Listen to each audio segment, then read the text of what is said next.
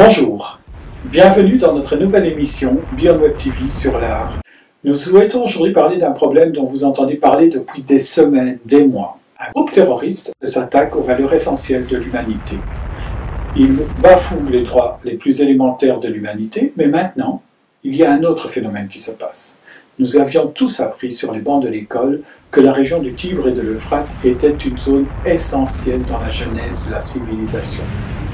C'était cette région qui autrefois était favorisée par ces deux fleuves où ont pu se créer des cités qui ont créé l'écriture et d'autres phénomènes sociétaux dont nous bénéficions toujours aujourd'hui.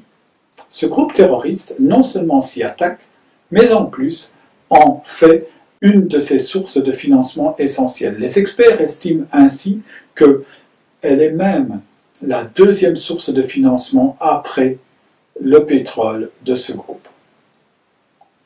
Nous voyons que ce groupe iconoclaste veut ainsi retourner à la féodalité en essayant de faire oublier l'histoire et tout ce qu'elle peut apporter. Il y a d'ailleurs un adage qui dit « Celui qui ne connaît pas l'histoire est condamné à la revivre ». Alors, nous, collectionneurs d'œuvres d'art, nous avons tous une responsabilité. Ne jamais acheter une œuvre d'art volée. Il s'agit d'un recel. Et dans ce cas-ci, c'est un recel qui favorise le fait de détruire le patrimoine universel de l'humanité. Essayons d'y penser. Notons-le dans nos agendas s'il le faut. Ne jamais acheter quelque chose dont nous ne connaissons pas la provenance ou au contraire, dont nous connaissons trop bien la provenance. Personne ne peut l'oublier. Il y a 70, 70 ans ou 80 ans, un autre groupe nazi procédait de la même manière.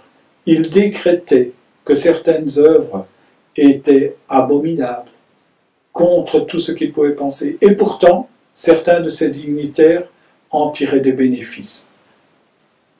On voit que rien ne change. Oui, celui qui ne connaît pas l'histoire est condamné à la revivre.